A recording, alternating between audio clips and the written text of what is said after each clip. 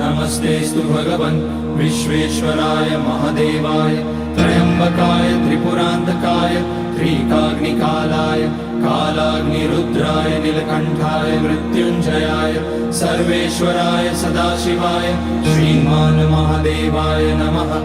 ॐ नमः शम्भवाय च मयोभवाय च नमः शङ्कराय च मयस्कराय च नमः शिवाय च शिवतराय च। ॐ त्र्यम्बकं यजामहे सुगन्धिं पुष्टिवर्धनम् उर्वारुकमिव बन्धनान् मृत्योर्मुक्ष्यमामृतात्।